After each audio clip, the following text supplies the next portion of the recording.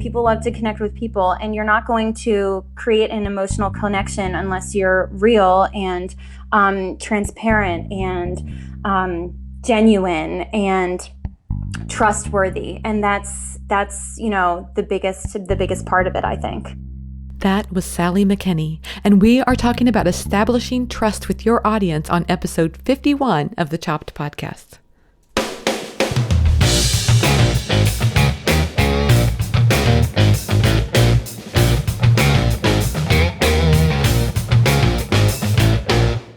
Hey everyone, I'm Marley of the blog Namely Marley. Thanks for joining me today for the 51st episode of the Chopped podcast. You know, this is the podcast designed for people just like you, bloggers who love food. Each week, my goal is to share with you interviews, thoughts, stories, everything related to food blogging so that we can all learn together about what works with food blogging and maybe even a little bit about what doesn't. So, are you ready for our weekly chat on food blogging? Me too. I could talk about food blogging all day. How about you? Today's guest is Sally McKenney, and she likes to talk about food blogging too. She's with the site Sally's Baking Addiction. I'm sure you've heard of it. I'm so excited to share this interview with you because Sally has such an amazing perspective on how she's grown her site to be so successful. Her main secret sauce, I bet you're just dying to know, authenticity, trust, being real. It's something that's so simple, right? But yet it can be so elusive because, I don't know, it's easy to let voice creep take over. I just made that up. Do you like it? Basically, it means to me, voice creep. It's like, you're letting other people's voices creep into your own. You're letting other people's photography creep into your own. You're letting other people's perspectives creep into your own. I mean, it just happens. It's life. But especially today with so much stuff going on and so many sites and so many different perspectives on things, it can really, start to creep in on your voice. And of course, you want to provide room in your own voice to flourish and try on different things. However, I don't know, just being authentic and also at the same time being flexible, it's kind of a balancing act. So Sally shares some great tips for how she maintains authenticity on her blog and how that's helped her establish some trust and loyalty amongst her readers. Of course, we also talk about other things about blogging like food photography and how Sally prepares her posts, like editorial planning kind of stuff. So I'm really excited to be sharing this with you today. So why don't we get right to it, shall we? Okay, everyone, get out those headphones and let's talk about all things food blogging and so much more. Hey everyone, I'm happy to have Sally McKenney of the site Sally's Baking Addiction on the show today. Sally, welcome to the Chopped podcast. Hi, thank you so much for having me. Well, I'm so glad you're joining us today, and I'm really looking forward to talking with you because, we're going to talk about the strategies you've used to create such a successful site and the trust that you have with your audience. I think that's such a great thing for people to do. But first, I want to talk with you a little bit about what got you started. Can you describe why it is that you started your blog? Yeah, sure. Absolutely. I feel like a broken record. I talked a lot about this when I was on my book tour last fall, but it's actually something I love talking about is how I started my blog. So I started 4 years ago. So it was December 2011. And I was working full time at a insurance company. I was a assistant to a team of financial advisors. And I have no idea how I ended up there. I majored in marketing and advertising in college and then somehow ended up in the finance world. And it just wasn't my thing. I enjoyed what I was doing and I loved the people I work with, but it just wasn't a very fulfilling job. And I kind of needed a hobby, and I've always loved to bake and cook and be in the kitchen. I kind of grew up with that in my blood. My mom has always been in the kitchen. She's a huge baker. So is my grandmom. So I kind of tapped into that a little bit, and I was reading food blogs at the time, and I had lots of cookbooks and magazines, and I love the Food Network. And I was like, you know what, maybe I can do a blog myself because I would make recipes on the weekends and after work, and I would bring them into work, or I would take them to my friend's house, and my friends and coworkers would always ask me for my recipes. So that also kind of helped inspire me to start a blog. Well, hey, I can just send my friends and coworkers to my blog to get the recipes rather than just, Facebook messaging them or emailing them, what have you. So that's kind of how it all started. And I had no idea what I was doing, but my friend had a blog at the time, and she kind of pointed me in the direction of WordPress. So I got started with WordPress. And again, I had no idea what I was doing at all. But it just came with a little bit of time. And then over the course of a few months, my friends were sharing it with their friends. And then I had like strangers on my blog. And that was like so surreal that people I didn't even know were looking and baking my recipes. And that was a pretty cool feeling. And then ever since then, it's just kind of skyrocketed from there as, as I put my entire life into it. So yeah. Yeah. It's interesting. I've noticed this trend as I've been interviewing different food bloggers that a lot of them don't, the successful ones don't necessarily go into it with this idea like, I'm going to make $1 million or whatever. Yeah. It's really more about following this passion that you had. Yeah. And I think that it can be a little backwards if you start a blog for the purpose of making money, because at the end of the day, the reality is that you don't make any money from a blog when you first start. It's a very, very slow process. I actually didn't make any money from my blog until 8 months later, and it was for like $80. So it wasn't much at all, and certainly nothing you can support yourself on. So, but yeah, if you're going to start a blog with money as your one motivation, then, you might as well not start a blog at all, because it has to be something that you genuinely love. Absolutely. It's funny, they say that in the business world a lot. Like that's kind of my background, as I come from the corporate world, and they always say money is not a good motivator. And I think it's probably true in passion fields as well. Absolutely. I 100% agree. Yes. Okay, so let's talk about photography, because, you have amazing photography on your site. And I know it's a topic that a lot of food bloggers are interested in. So yeah. Okay. How did you develop your photography skills? Well, first, thank you for the compliment about my photography. I am like my number one critic, and oftentimes I hate what I have. But thank you so much. I really appreciate it. It's a learning process, and it was a huge learning curve in the beginning because I was taking pictures with my iPhone when I first started. My little dinky iPhone. The first iPhone that ever came out, I was using it. It was terrible.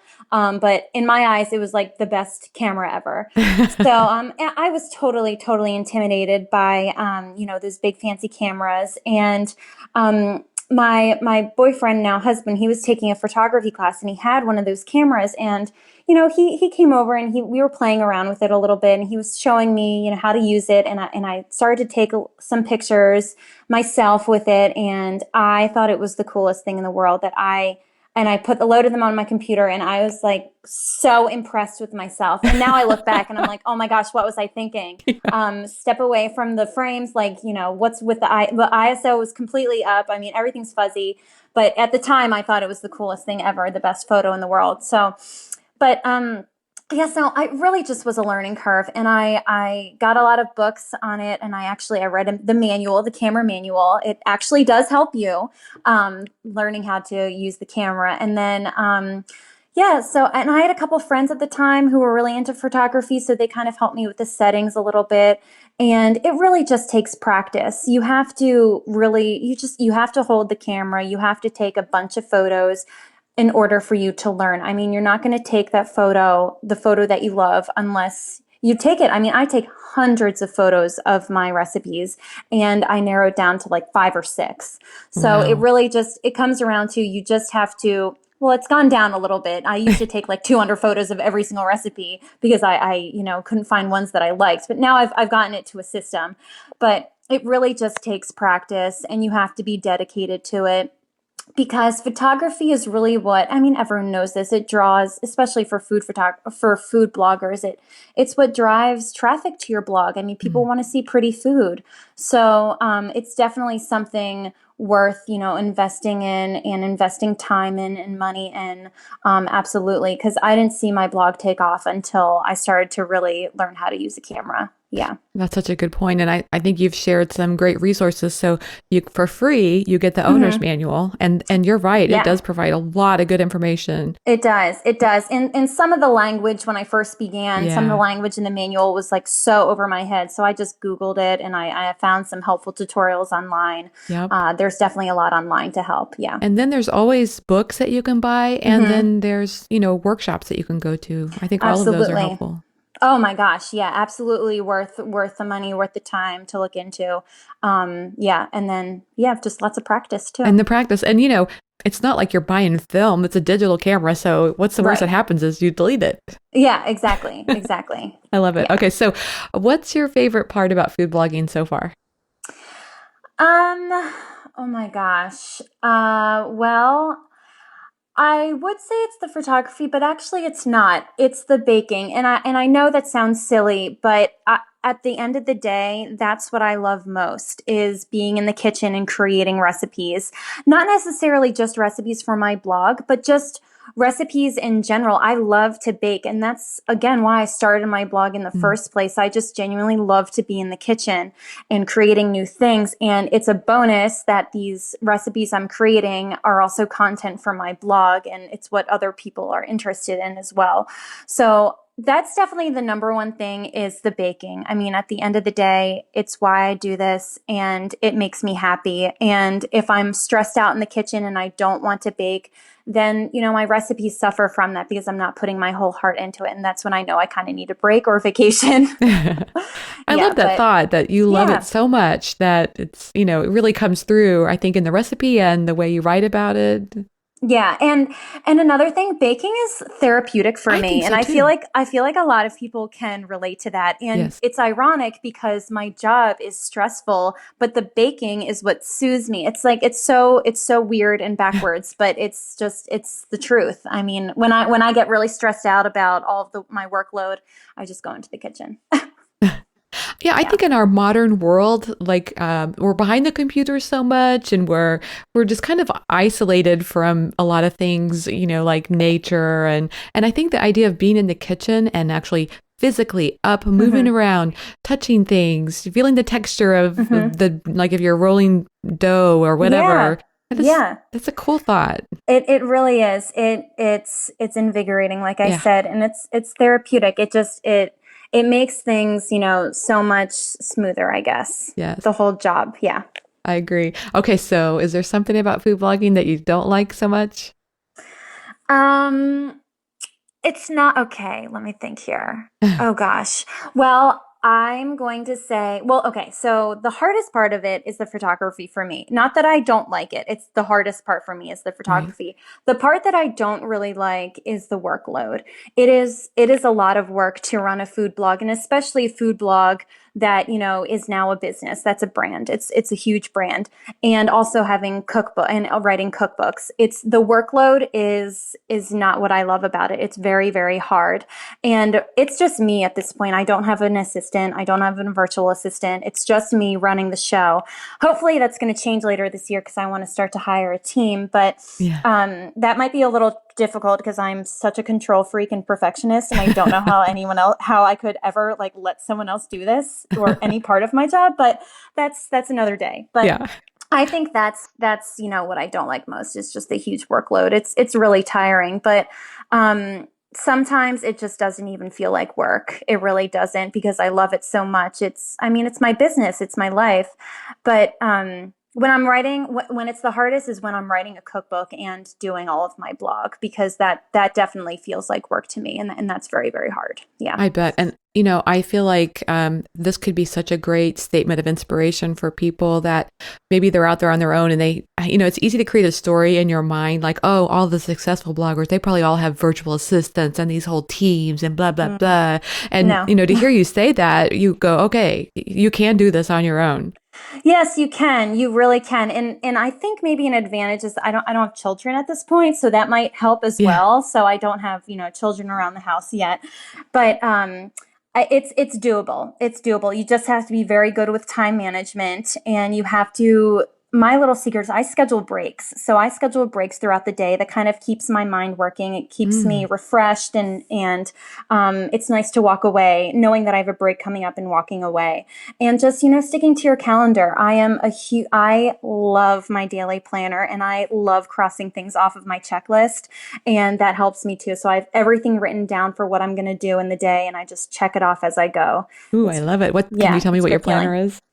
Um, it's nothing like super fancy. It's actually a planner that I got off Etsy. My friend has an Etsy shop, the Sherbert shop it's called, and I actually had a giveaway for it on my blog the other week, a new planner, but it's, I don't know, it's really pretty. It has like blue and yellow designs. I don't know. I like pretty things. And, Pretty is always a and bonus. yes, it is. And it has a big page for every single day, which is great because I have a Wow. lot of things that I like to write down to do during the day. But yeah, I don't go anywhere without it. It sounds like it would be a big planner. Mm-hmm. Very, very big. Yes, very big. Yeah, I look like a huge nerd when I have it. Ooh, I like that. I'm like a nerd wannabe, so I would love that.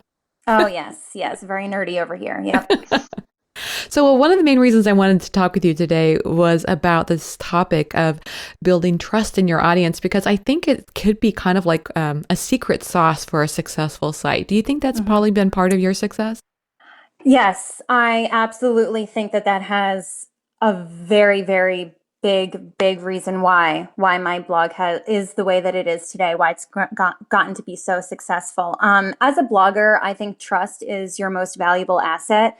You're not going to have an audience who, comes back every day or every week if they don't trust you, if they don't depend on you.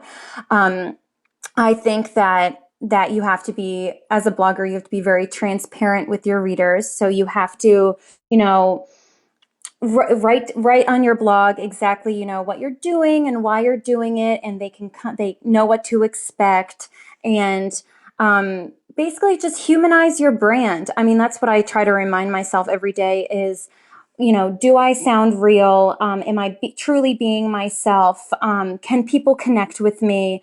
Because at the end of the day, that's why we have readers. People want to connect with you. People are on your blog, well, probably just getting recipes, but they also, they're people. They love to connect with you. People love to connect with people. And you're not going to create an emotional connection unless you're real and transparent and genuine and trustworthy. And that's the biggest part of it, I think. Oh, Yeah. I think it's so important, but it's also, I think, really hard. Like, the way I look at it is, we talk about these perfect photos and, I don't know, it's like it's this tendency to strive for perfection. And then all of a sudden when the writing comes, we have to be authentic and real. And I think it's a big switch. It is a big switch. It is, but it's very important to show your vulnerability, and being real makes you trustworthy, and you just that just like what I was saying before, it allows your readers to connect with you, and respond to the comments that you get and answer the questions that you get, and just appear as a person, because there are so many blogs out there. I'm a blog reader myself, and I have just been completely turned off of blogs that just the bloggers just appear as a robot. There's no emotion whatsoever. There's no story. There's no whys and whats and any kind of, substance to the writing. And that it makes me lose interest. And the pictures might be pretty, but, if there's not, substance to the writing or to the person, then you know what, I don't really visit that blog, or, any of those blogs. So I think that's very, very important. I've actually even found it happening for myself, where I think, some part of blogging, the writing is almost like copywriting, or, where you're trying to do salesman, like the captions that you put on Pinterest, or the, short sound bites that you write about a particular post. And it's easy for that to kind of eke into your regular blog post writing. It's something to try to avoid. It's really tough to do that. And I find myself getting stuck like that as well when I'm writing a blog post. And what I usually do is, one, I either, if I find my writing starting to sound a little generic, I get up, I walk away, I take a break, I come back. I also, this is so nerdy, I also talk as I'm writing. I say it out loud as I'm typing it. And it sounds a little crazy, but saying the words out loud makes me realize that, oh my gosh, that's not how I talk in real life. That's not something I would actually say. Yeah. So let me just backspace that and actually type it in a way that I would really talk in real life, because that's how I like to write. And I feel like that's how you can kind of humanize yourself, because we're just over a computer. People only know you on the internet. Yeah. So, to really establish that connection, you have to be as real as you possibly can be. So I I sit here alone in my office and I am talking out loud as I'm typing. Thankfully, no one else is home except for my dog, but that helps me write. So that's a little secret that I don't know if anyone else is doing this or anyone else ever wants to try it, but it works. It definitely works for me. I think that's brilliant. I love that. I can't wait to do my next post now because I'm going to try that. Yes. It's you feel really silly doing it. I'm just going to warn you, but it'll be fine. Well, I think another thing that you talked about, I think I heard you say this, is the theme on consistency as far as establishing trust with your audience. And I'm curious if you have any tips on, I mean, what does consistency look like for you? Is that you post the same day every week or something like that? Yeah. Yeah. So I don't post the same day every week. Well, I try to stick to a schedule. And usually it's maybe Monday, Wednesday, Friday, and then a Saturday post here and there. But it changes based on what's going on in my real life. So, for example, like I'm going on vacation this week, so I have, a couple posts on different days. And then I try to have the same number of recipes per week. So it's either 2 to 3 recipes per week and then like an extra post here and there about, how-tos or a personal post or something like that. And, but I try to stay consistent with the amount of recipes per week and the kind of recipes per week. So I'm a baking blog. So I try to post, as many desserts as I can, but my blog also follows, what's going on in season. And like right now, January, I'm trying to focus on like healthier recipes for my readers. And I've also started to do some savory recipes on my blog, and my readers have, given me feedback that they really like the savory recipes too. So I'm trying to slowly work those in as well. But remembering that people come to my blog for desserts, I'm known as a baking blog. So I try to stay consistent with the amount of desserts and the baked goods that I put on my blog. So I think that also helps, your readers depend on you. They know what to expect. They know when to expect it. And if you're creating quality content consistently like that, and you make the time to connect with your readers, like, the commenting, the answering comments, and the asking questions. So sometimes I ask questions in my blog, like, oh, what did you do this weekend? Or have you ever tried a recipe like this? Or let me know, let me know what you make for dinner tonight, or I need something new to try. Just like connect with them and start a conversation.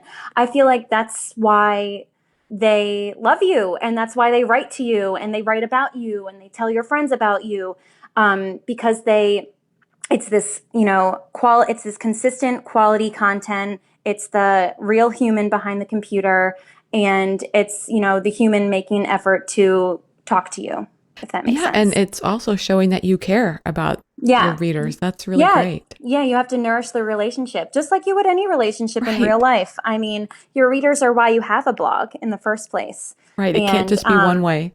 Exactly. It can't be. So it's hard to do when you get to a certain point. I'm not going to lie. It's really hard for me to keep up with all the emails and the comments and the questions. I can't physically or mentally do it all anymore, but I try to do it as much as I can and answer as much as I can. So you just have to be realistic about it. Well, you mentioned something kind of interesting in there, and I wonder if also a part of the consistency is really, it's like the same word as you've built up a niche related to baking, and then at the same time, you were willing to kind of step aside from that and start introducing some savory recipes along with that. That's really cool.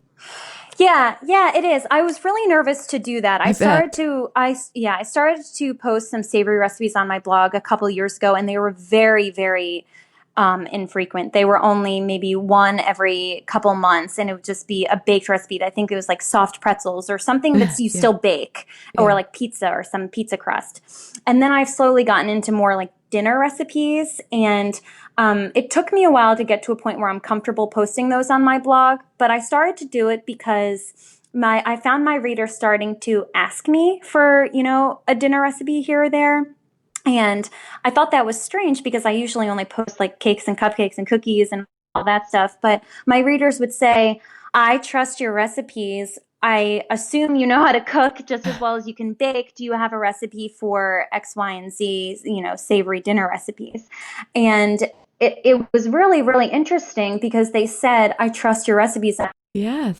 I know that I would trust, this, for example, chicken Parmesan recipe. I totally made that up. But, I would trust that recipe recipe from you because I trust all of your, other dessert recipes. And that really kind of motivated me to say, hey, maybe I should post, a little bit more of a variety on my blog, maybe get some new readers, to my blog or things like that. Keep people interested, keep people on their toes by posting a little bit of a variety. And it actually works out well because I post like the savory recipes that I post are usually what I'm making for dinner, and it's just really convenient to have dinner already there. So instead of having like an extra cake around the house, not that I'm complaining, but it's savory recipes are a little easier to kind of do. But and it's nice to actually have dinner for a change, right? Yeah. Instead of like a bowl of cereal or something, because I'm sick of being in the kitchen. I love it. Yeah. Well, I think that's such a good point because, on the topic of consistency, I get this question a lot from bloggers, like, why in the world would I want to create a chocolate chip cookie recipe? Because there's already a million of them out there. But I think what you're saying is that your audience is looking for your take on the chocolate chip cookie or whatever recipe it is that you're sharing, and they're coming to you for that. Exactly. And you know why that is? It's because they trust you and because they trust the recipes and the quality of recipes that you post. They know to come back to you because they know that the content that you're providing in your blog is going to work. The recipes will work. And that's because you put the time and effort into making them work. I test my recipes at least 3 times before they go on my blog. And that might seem a little crazy, and it definitely is crazy. I don't know if other bloggers do that, but that's the reason why my readers consistently are coming back, because they know that my recipes will work, because I tested them to make sure that they were okay to put on my blog. And especially with my cookbook recipes, those recipes were tested like a billion times. So much food going through my house when I write cookbooks. But anyway, so readers, come to me. Like, this actually happens all the time. I actually had a reader last week or the week before. What did she ask me for? She asked me for a tiramisu recipe. So I don't have one of those on my blog right now. And she said, I tried this recipe from a website and I didn't really like how it turned out. I trust your recipe so much. I've made X, Y, and Z from your blog, and I really want to use your recipe for tiramisu. Do you have it? Do you have a recipe? I didn't find one on your blog. Can you send me one if you have one? Et cetera, et cetera. And I thought that's so sweet and so charming to read. And it really makes me, all warm and fuzzy inside to read something like that, because readers recipes so much that they know they can come to me if they have a question about some other recipe or something like that. And that's just because I've been posting this consistent quality content on my blog. They know that they can come back to me and ask me for other recipes as well. And that's why you want to post common recipes like that. Your readers want your recipe for chocolate chip cookies. They don't want the rest of the internet's recipe. They want yours because they love you and they want to get your take on it. So that's why I love posting classic recipes like that, because it's fun to show my take on it and exactly how I do it. And also, it's what people are searching for on the internet. They're searching for these easy recipes, these classic recipes. So it's a great way to get people to your blog in the first place. And then, I see what you're saying. It's so tempting to want to do all these exotic recipes because it's something nobody's ever done before, but that's not necessarily what people are searching for. Exactly. Yeah. Yeah, that's very interesting. So I'm just curious, you talked about the topic of creating a quality post. You have, I think you talked about testing the recipes multiple times. Do you have other things that you look for in creating a quality post?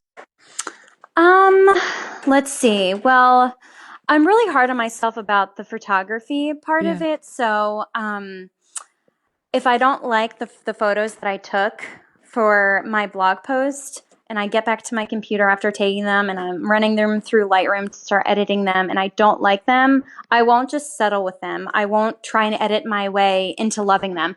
I will reshoot the recipe because I am such a perfectionist. And I feel like at this point in my blog's career that I am just not comfortable with posting anything that I do not feel comfortable with on my blog. So I will take the time to reshoot a recipe. I'm kind of psycho about that.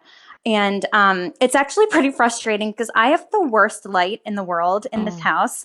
I only have like a fraction of the day where I can actually shoot a recipe, and it's between like 9 a.m. and like 10:30 a.m. It's so inconvenient for me. Oh my gosh.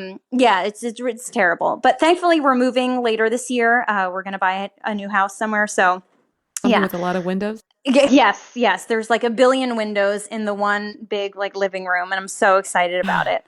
So yeah, Good. lots of windows. But anyway, so yeah, the photography, very quality photos. I don't have like a specific, um, thing that I'm trying to reach with the how good my photos are. I just know in my head what I'm comfortable with on my blog and what my readers will like on my blog. So I don't know, that was kind of hard to explain, but No, I get it. let's see. So the quality of the photos is very important, and I will make sure the quality is good. Oh, and also, this is also like another little secret. I will only shoot pretty food because I know that it will turn out pretty on camera. I have the hardest time with, I guess, in terms of savory recipes, with anything with like orange cheese. I just cannot shoot it. It does not look good on camera for me. There's no way that I can make it look pretty. So I've just like said to heck with orange cheese things. Lots of So mozzarella. yeah, like yes, white cheese. White cheese works. But yeah, no yellow or orange cheese on my blog because I just can't shoot it. So pretty food, yes. So I try and do like shoot pretty food. So I actually was brainstorming the other day a new recipe that I made for Valentine's Day. It's a Valentine's Day bark, like chocolate bark, and I was brainstorming ways to make it. And I finally came up with, okay, I'm going to make a swirled bark because chocolate swirls with white chocolate swirls, and I actually used candy melts, like pink candy melts, so it's like pink and chocolate swirls. Yes. I knew that that would look so pretty on camera, so Yeah. that's that kind of helped me like determine, what recipe I'm going to make and how I'm going to make it is if it's going to look good on camera. So I try and keep that in mind when I'm writing my editorial calendar for the month is what's pretty. That's not a bad, that is a good thing. I think hmm finding things that you know your audience is going to love and that fact that it's pretty is nice. Kind of like your planner. Yeah, exactly. And also, what you like I look back on my blog and the photos that I really like the most on my blog and the recipes that I shoot, Hmm. and I look at ones that I think I'm really good at shooting, and I really like how I shoot cookies. Well, and cookies are also really easy to shoot. Yeah. So that's why I post a lot of cookies on my blog because one, I know that people love them. Yes. I know that they're easy to photograph, and I know that they photograph like well, and I Right. know I like the photos for them. So cookies are always a breeze for me. So I always try to keep that in mind too when I'm thinking about what to post on my blog. Yeah, it's Um, funny. Like they say you want to create a story with your photograph. And to me, creating a story around cookies is so easy. oh my gosh, it's so easy. Yes. Yes. Cookies are so easy. But creating a story around, I don't know, pizza feels a little harder to me. And yeah, no, it absolutely does, especially if it has orange cheese. No to the orange. Just say no to the Yeah, orange it's cheese. not happening. Well, you've talked several times about your reaction to your audience or knowing the things that they like. And it seems to me like creating trust with your audience, there's also a component of kind of understanding what they want. I'm just curious, what steps have you taken to kind of understand your audience? Um, well, this might not be the answer you want to hear. I've never done a survey. So I've never done a survey on my blog. I was actually thinking about doing one this year, but I haven't gotten around to it yet. But I kind of just look at what's the most popular on my blog and what everyone pins on Pinterest, like which recipes of mine do the best, and what recipes get the most comments of people actually making the recipe, or the recipes that people email me about.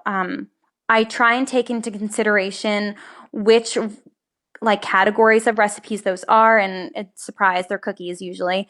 And I that's kind of how I decide what I'm going to put on my blog because I know that's what my readers love. And recipes, for example, with sprinkles, my readers love sprinkles, and they love peanut butter and they love lemon. And these are all flavors I love too. So it's so easy to bake with these Yeah. flavors in mind.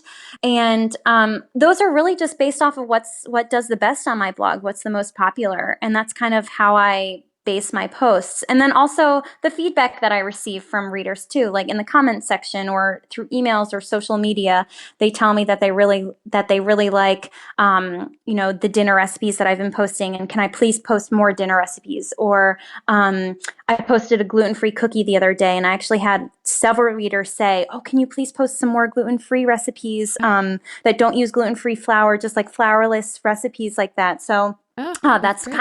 that kind of helps me build my editorial calendar as well. Yeah. I Yeah. honestly, I actually think that's kind of better than a survey, because I think in a survey, anybody can answer any question, whatever they're in the mood for at that moment. But what you're getting is actual real information. What do people Yeah. click on the most, or what do people, respond to the most? That's probably Yeah. better.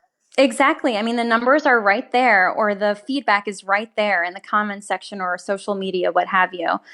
So yeah, I've never done a survey or anything like that. I've been toying with the idea, but I just haven't gotten around to it. And I feel like at this point, I kind of know my audience. I know Yeah. what does best on my blog, and I know what they love to see. So yeah, I don't think I'm going to be doing a survey anytime soon. Yeah. I don't think if I were you, I wouldn't spend my time on it. And Yeah. also you know, another thing that seems very cool about what you're doing is you've kind of reached this point where you are liking, and your audience is liking the things that you like as well. So it's not like you have to go outside of your comfort zone to create these complicated recipes. They really love the recipes that you're doing.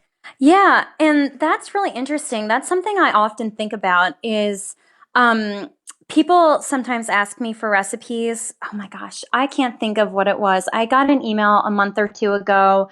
Someone asked me for a recipe for something, and it's something that I just do not bake with. Something that I don't like. I wish I could remember. Oh gosh, so much goes on inside my brain. I can't even remember what it was. But I responded very genuinely, and I said, "Oh, I'm so sorry. I don't actually like this flavor. It's not something I usually bake. Maybe you can have, and I think I like looked up a recipe like on Food Network for it, and I sent that to her instead. Just because it's not something that I'm going to bake, so it's not something that I want to put on my blog. First of all, I can't taste test it because it's not something I like, Right. and no one's going to eat it in my house anyway. So that's kind of also, I really just post on my blog what I personally like. And I feel like I've, trained my readers to like those things as well. Trained isn't the right word. It's what's available on my blog are things that I personally love. And and my readers who come to my blog come there because they love those flavors as well. I don't know if that makes any Yeah. sense, I think but that makes sense. Yeah. yeah, yeah. So yeah, so I also just post the recipes that I genuinely love myself. So it's easy to bake them and it's easy to talk about them. That's perfect. It's like it writes itself for you that way, right? Exactly. Yeah, So exactly. one other question on the topic of developing trust with your the content that you're providing is, what about working with brands? Do you ever get approached by brands that maybe doesn't feel like a great fit? Oh my gosh. I get approached by brands multiple times a day, I so bet. many times a day. And it's very overwhelming. And it's gotten to a point where I mean, I obviously can't work with all of them. One, I'm not comfortable working with all of them. And two, I don't have space in my calendar to work with all of these companies. Yeah. And I narrow it down. Here's my strategy. I narrow it down to foods that I actually use in my kitchen and brands that I respect, and try and keep it under a certain number, because when you start to get to a point where every single recipe is sponsored, you definitely lose you're losing trust with your readers, because they're not going to trust your word anymore, because obviously they can see that money is the motivation behind what you're writing, because Right. you're working with this specific brand on a project. Hmm. And you just kind of lose credibility that way. So I'm very, very sensitive about that, and I'm very careful about it. And that's why I say no to pretty much 95% of what comes through my inbox. And the brands that I do work with now are brands that I've always loved. So an example is Eggland's Best. I have always cooked and baked with Eggland's Best. I think for the past 10 years, I've been exclusively baking with them. And then it just so happened that I mentioned them in one of my blog posts, and it caught their eye. They emailed me, and now I'm a brand ambassador for them, and I couldn't be happier about it. And Same thing with like diamond nuts. My mom has always used diamond nuts. They're the only nuts that she's ever baked with, and that's just kind of what I've grown accustomed to. And I remember mentioning them in a couple posts of mine before I even worked with them, and they reached out to me. So now I'm an ambassador for them too. And so you just have to know, you just have to have a good feel for what fits naturally into your blog and with your audience. And you just have to be careful that you're not doing it too often. I mean, it's so easy to say yes because it's money. I mean, it's Yeah. money being dangled in front of you to create a recipe, to create content for your blog. So it's so easy. But you just have to be very, very careful because after a while, you're just going to come across as fake. Yeah. And you're going to lose the emotional connection with your readers. They're not going to trust you anymore because, you know, they can see that money is, again, it's the motivation behind what you're writing. So you know, you're losing readers that way. And I try to work, it's tough for me because I always feel so weird writing posts where companies are sponsoring it just because I don't want to sound salesy at all. So I Yes, try to work it in as organically as I can. And that's actually really hard I agree. to do for me. So I kind of, those posts kind of take me a while, and hopefully, you know, what I'm writing sounds genuine because it is genuine because the only companies that I enjoy working with are ones that products I actually do enjoy. So you just have to be very careful about it. It's hard, but just use your best judgment and don't be afraid to say no because I mean I say no all the time. I And think that, you're not going to lose anything by saying no. You just say, I'm so sorry, it doesn't fit into my editorial calendar at this time. right. You know, you can check back in so many months, or sometimes I just say, you know what, I'm jam packed and I'm so sorry, I'm just not interested. And, you know, what are you going to lose? You're not going to Right. lose anything. Yes. Yeah. And in fact, I think if anything, it makes you feel a little more powerful. You're the It queen of kind your of domain. does. Yes. Kind of does. I mean, they're coming to you. You know, Yes. you don't have to, you know, be a slave to them. They're coming to you. They want to work with you. Know Right. your value. Yes. And you just have to have Yeah. confidence that other opportunities are going to come your way. Absolutely. And they are going to come your way. If you continue to post quality content, Yes. you work on your photography, your writing is, you know, up to par, Yeah. doing all of that, companies will come to you. Absolutely. And don't be afraid to reach out to companies either. I mean, if you use products in your kitchen and certain brands that you absolutely love, reach out to them. You know, find an email address on their website and reach out to them. What's the worst that could happen? They won't answer you. Yeah. So that's something else. Yeah. So don't be afraid to reach out for companies you genuinely love. Yeah. I've had some situations like that. And sometimes they respond, hey, we're not working with bloggers at this time, but we're going to put you on our list. And I There always you feel like go. that's a positive thing. Yeah.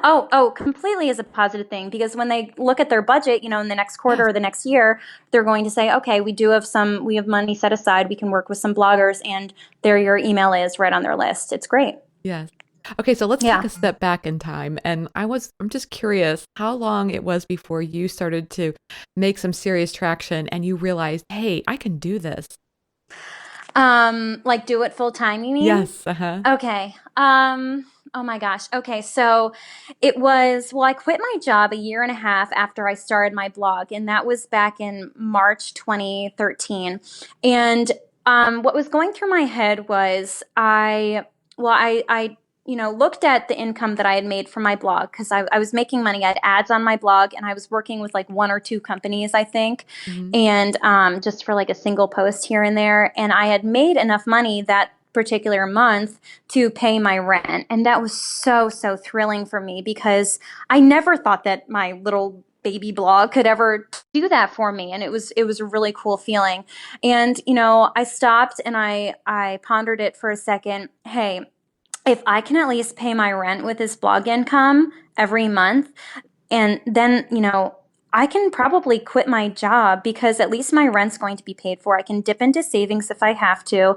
And if I have all this extra time, I have these 8, 9 extra hours a day to focus on my blog. Who knows where it will go, because I will put so much more effort and time into it because it will be my full-time career.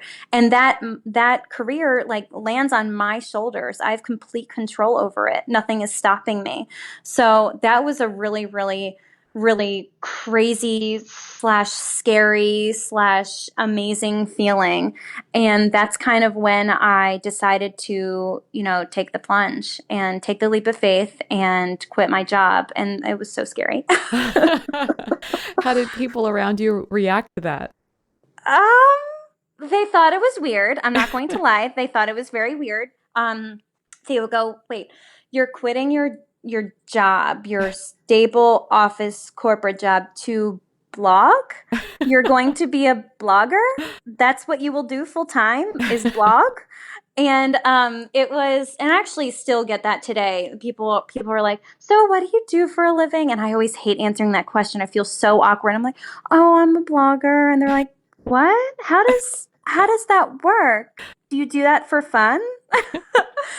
It's always an interesting conversation. So, but back then, it was really scary because I felt like I didn't, well, I had the support from my family and my friends, of course, but I know in the back of their minds, they were like a little scared and nervous, pretty much as I was, because no one around me was doing this. I didn't know any full-time bloggers in my life back then. And, you know, no, none of my friends did anything like this, and certainly no one I was currently working with at my old job. They never, they don't have blogs and none of Yeah, that. And this was all kind of new. It was new that people were blogging full time back then. It was it right. was crazy, and oh my gosh, it was so funny when I told my bosses that I was quitting, because they knew that I had a blog. But I can only imagine what they said when I left the room. They were probably like, "Is this girl crazy out of her mind?" Yes. And now it's funny because now we just laugh about it, and we're on good. I mean, we've always been on good terms, but it's just funny now. And they like ask me recipe questions and whatever, but it's funny.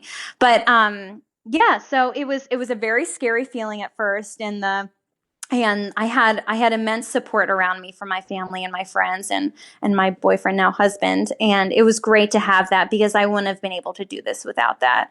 And with all that extra time when I wasn't working full time anymore, I poured my heart and my soul into this blog, and that's how it got to where it is today. Wow. It just took that leap Yeah. of faith to make it hmm happen. Yeah, and it's very scary, and you just have to be very, very committed to it. And well, first of all, you have to make sure that you can at least pay your rent or your mortgage or whatever. Right. And then, from there, at least, or all your bills, and make sure you're safe that way. And then if you can do that, then just do it. Take the leap of faith, make sure you have, all your, all your boxes checked off, and just take a leap of faith. I Yeah, love it. And now absolutely. that you're blogging full time, I was just curious if you could go through like what's the day in the life for you? What does it look like? Oh my gosh.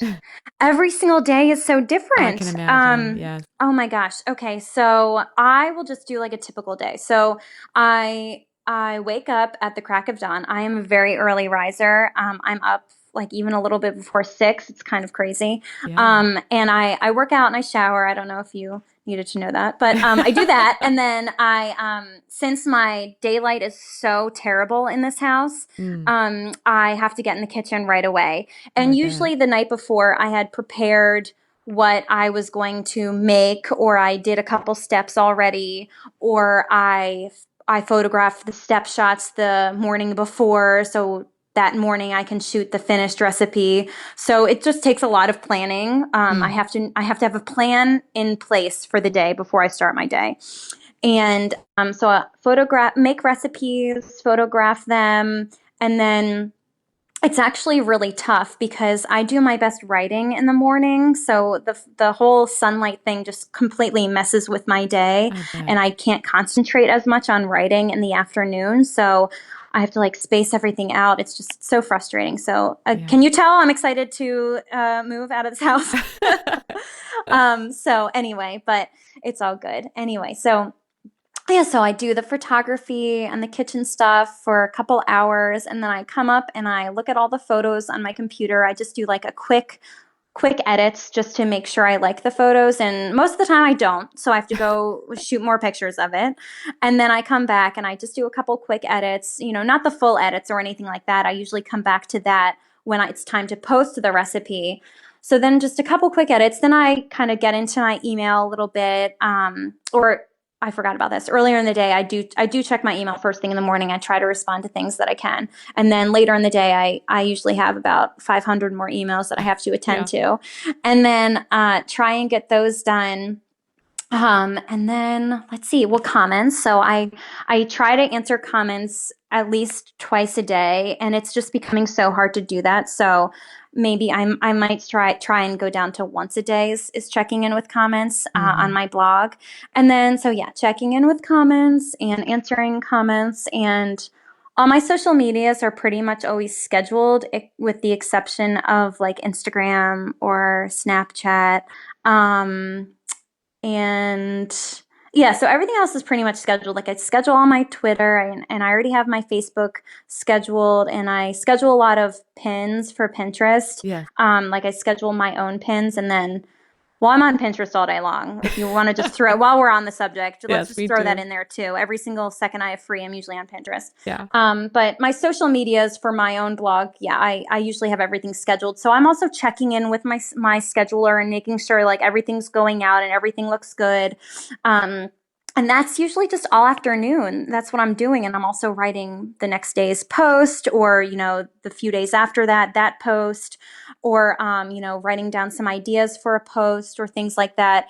And I mean, it's all day long. It's all day long. And, I try and take a break for dinner, or I make a peanut butter and jelly sandwich. That's usually typical for me. But my husband wants dinner on the table, so then we have to, I don't know. Every single day is a little different. It's kind of interesting in this house. Well, you're around food all day, so just the idea of fixing dinner feels kind of overwhelming. Yeah, it really does. Yeah. So usually it's a bowl of cereal or a sandwich or something like that. Or if my husband wants to cook, which thankfully he does enjoy cooking, I'm like, nice. Please help yourself to the kitchen. Somehow, whenever someone else makes a recipe, makes, dinner or dessert, it tastes so much better than when I make it. That's what I think in my head. Yeah. Yeah. I don't know why that is, but it is nice. Well, it's because you're not putting the work behind it. Like, someone else made it for you. It's just so nice. So, yeah. If anyone ever wants to come bring me dessert, it's totally fine by me. I love it. And I love that you went into social media, and I was wondering if I could ask you just a couple of questions about that. So, yeah. So do you have I love that you talked about Pinterest, because I am kind of like you. I really love Pinterest. I mean, I've kind of gone back and forth. I didn't really like the smart feed so much, but I think it's slightly, like on a progression of getting better and better. And so I'm liking Pinterest a lot more now.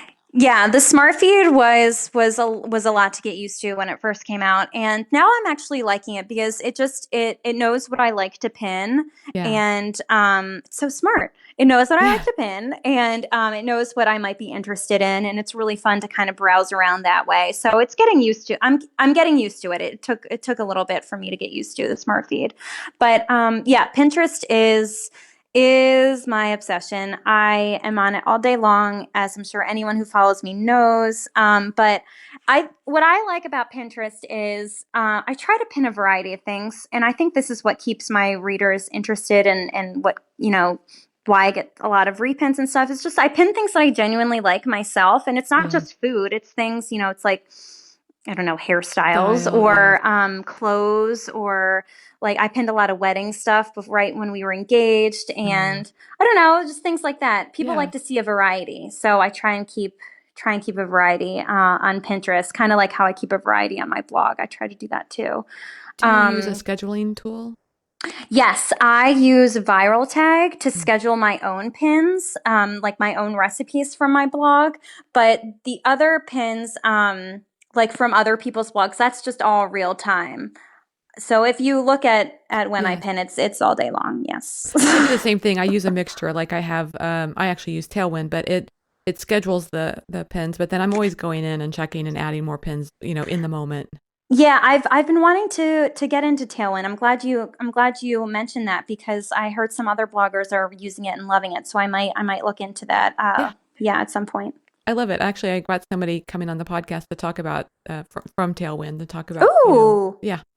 Ooh, I'll have to give that a listen. Yes, and if you ever want some advice, just call me. I'm happy to give it. It's been good. I really have enjoyed using it. Good. Yeah. Good. And then do you have a favorite social media platform that you're using right now? Let me think. So I would have to say Snapchat. I love Snapchat. I just joined like a few months ago and I still kind of don't know what I'm doing with it. It's still very, very foreign to me because I feel like a 90-year-old woman when it comes to new social media, but I love it. I love that it's raw. It's real Yeah. life. It's what's actually happening in the moment because I just feel like some social medias like especially Instagram, it's so what's the word I'm Curated? looking for? Yes, it's so curated and it's so just edited and it's Yes. so, what you want people to see and believe is your life when Yeah. actually it's not like that at all. So that's why I've loved Snapchat because it's real. It's what's going on in my life at that very time. And you can't comment on it or anything like that and it disappears after 24 hours. So it's so fun. It's so fun. And I follow lots of other bloggers and friends and stuff. They're seeing their stories. It's so cool. I absolutely love it. Yeah, it's like a Um, chance to get to see behind the scenes of things, you know? I know. And then talking about trust. That's how readers that's how you build trust. They see that Yes. you're a real person. Yes. They're following you and day to day and you don't have to post everything on there, but Yeah. if you're in the kitchen testing recipes, just snap that you're doing that and they can Yes. see that you're there you are, you're working, you're a real person. There's no robot behind the blog, it's you. Yes. And I You find really that do like these so cupcakes because you're making them. Yes. Yeah. Yeah. Yeah. And that's another thing. During Christmas, I was making a ton of Christmas cookies, and I actually got a few emails from readers who said, I love that you're making your recipes, and they're not just new recipes going in your blog. They're old recipes that you actually make them. You make them for the holidays or for Oh, parties or things like that. And, it kind of made me think, like, well, of course I do. They're my blog recipes. And then I think about it, and there are bloggers who may just, post a recipe just to have a recipe on the blog. yeah. And I do that too sometimes. But the recipes I post on my blog are ones that I actually make. I love to make. I love these, desserts or whatever. And I think readers really find that pretty cool and interesting. And Actually, especially, that's another good tip, Sally, that, yeah, if you're going to be remaking a recipe, use it from your own site. That's another set of your own eyes double checking the recipe or. yeah, absolutely. Definitely. Absolutely. And yeah, especially on Snapchat. That's so fun. And then Yes. I was doing it for a few cookie recipes because I baked a bunch of Christmas cookies and then I just snapped, a picture of the post like on my laptop and I said, Yeah. "Here, you can get the recipe here." And it's a recipe from like 3 years ago. And then, people Oh, were smart making it. I got some idea. emails. Yeah. So, that's so easy and it's so fun to do because they see that you're actually in the kitchen and it's Yeah. for fun and it's not just for, to provide content for your blog. It's just you're actually making it and Yeah. they like to see that. Yeah. And they're obviously interested in cooking and baking because they follow your food blog. So Right. it's something easy that would interest them. Or, sometimes I do it for when I'm making dinner Yeah. or my readers really like my dog because I'm obsessed with my dog. So I do a lot of dog pictures and I don't know, people love dogs and cats. So I if you love have an dogs. animal, that's an Yeah. easy subject to put on Snapchat or any social media. Yeah. Yeah, the other day, talk about transparency. We had a day of shooting and making recipes. I did a quick little video on Snapchat of, my kitchen. It was terrible. It was just Like terrible. your kitchen after being in it all day? Yes, Oh yes. my gosh. My husband called it Oh my Hurricane gosh. Marley. That would be a disaster if people saw that. It's like a war zone when I'm done Yes, for the day. Oh it my was a gosh. war That zone. actually it's funny. I would love to see something like that. So that's actually a good idea. Yeah, I think so too. Yeah, Yeah. I love it. Okay, so well, here we are coming towards the end of the interview, and I just wanted to ask you what's coming up next. Anything that you can share? Well, okay, so I'm going to come out with a third cookbook. I'm really excited Yay! to share that. That's great. And I don't know when it's going to be, but I know it's going to be at some point in 2017. And I'm just trying to start brainstorming some ideas for it. So it will be my third cookbook. My first one was Sally's Baking Addiction, which is the same name as my blog. And my second one is Sally's Candy Addiction. So I think we're going to kind of play off the Sally's like blank addiction Yes. thing and do maybe like another category of desserts. So we're still kind of in the beginning stages, but I know there's definitely a third cookbook happening and I'm so excited about it. Oh, I am And too. yeah, so that will be in 2017. Yeah. Can't wait to hear more when you're ready to share that. Yeah, yeah, yeah. Okay, so just a couple of fun questions here. What's one food item you can't live without? Um, like for baking or Just like every day? yeah, every day. Okay. Oh my gosh. Let me see. Okay. This is gonna sound really weird, but I feel like there are other people like me. Okay. Ketchup.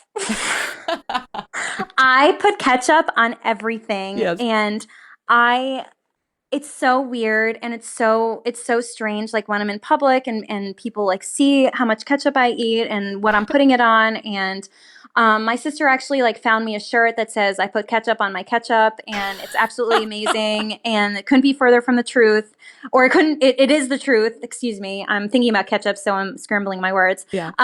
Just love it so much. But yes, I put ketchup on a lot of things, and a I lot of love it. ketchup too, so I get Yes. you. Yeah, I used to yeah, dip it's potato chips in ketchup, oh and my I gosh, also that's put amazing. ketchup in my chili. Oh my gosh, that sounds amazing. It is really good. Absolutely. Ketchup is good on everything, and that might gross some people out, but it's totally the truth. I'm obsessed with it. I'm not afraid to share it. Ketchup is the bomb. What's the weirdest thing you put ketchup on? Um, I wouldn't say that the foods I put it on are weird. I would say that the amount I Oh, use it's a is quantity weird. thing. I love It's it. a quantity thing because it's pretty sickening to see how much I put. I actually had an omelet this morning, and I love ketchup and eggs. And I was going to like take a picture of it on Snapchat and say, this is what I'm eating for breakfast. But it was actually slightly too very embarrassing, the amount of ketchup that was on it. So Yes. I decided not to do that because I didn't want to gross people out. So yeah, it's the quantity. I Yeah. love it. It's really great. Okay, so what's the favorite app on your phone? Um, yeah, I'm gonna have to say Snapchat. I love it. I'm obsessed with it. It's so much fun. I love following people on it and seeing their stories. I just downloaded a new app for Tumblr, so I actually just got on Tumblr, the social media. Don't ask me any questions about it because I Okay. don't know anything about it yet. I'm totally new to it, but I just downloaded that app, and I'm trying to, get my feet wet in the whole Tumblr scene, keep up with the kids. Yes, But yeah, so no, I would say Snapchat. Yeah, it's really fun. I love it. I love it it. is. It's a great way of staying in touch with other people that, you may not even see day to day, but you can stay up to date with them. I know. I love it. It's so great. I snap with my friends all day long. It's just so fun. And Yes. it's fun to like take those selfies and like make your face all weird. And I don't know. It's like I really need another thing occupying all my time during the day is Yeah, like, like I need an excuse to be on my phone again. Like I'm already on my phone all day long. So, but it's but good I to have can't fun. stop. Yeah. Yeah. It's so Yeah. fun. Okay, so do you have any time for TV at all? And if so, what's your favorite show?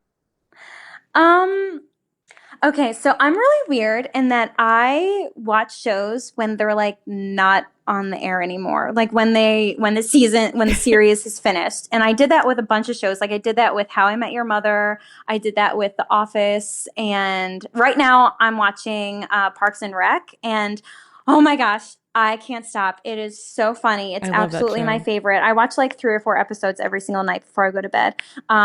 It's just like I don't know what it is. I don't watch TV like when they're actually on live, and I just I watch them on Netflix, and it's I don't know. I maybe do that because like the whole commercial thing, or Yes. maybe because I like don't keep up with trends ever. Yeah. So, but yeah, so that I would say that's my favorite right now, and I'm also watching Making a Murderer, and that Oh, kind of like yeah. is a little too intense for me sometimes at the end of the day, but You have to end that every up now with and then a it's Parks good. and Rec episode, right? Yeah. They couldn't be more opposite from each other.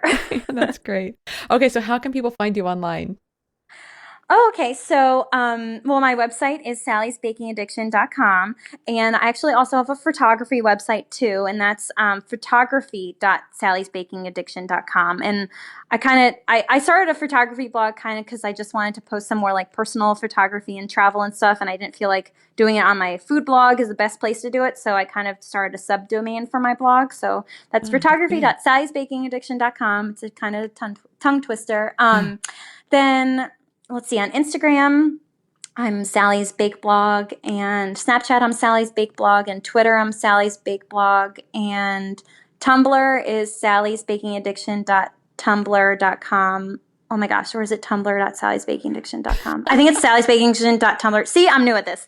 And then Facebook is just Sally's Baking Diction, like my page on Facebook. And I also have a link to all of my social medias at the top of my food blog. So you can find me that way. Just go there first. Yeah, that's yeah, great. Go there first. It's easiest. Sally, I've had such a great time talking with you. I would thank you so much for coming today. Yeah, of course. This was so much fun. I can't shut up about blogging. So yeah, it was so much fun for me too. Thanks to Sally McKenney for being my guest on today's episode of the Chopped Podcast. If you were busy running around and couldn't jot down something important, don't worry. I took the notes for you. Just head on over to choppedcon.com where I put up links for each show, including the stuff we talked about today, and more information about our guests. I hope you love the Chopped Podcast. If so, it would mean the world to me if you'd head over to iTunes and Stitcher and give it a review. You can do that right now. Also, you can spread the word about the Chopped Podcast using #ChoppedCon on Twitter or Instagram or even Facebook. Your shout-outs really mean a lot, and we read every one.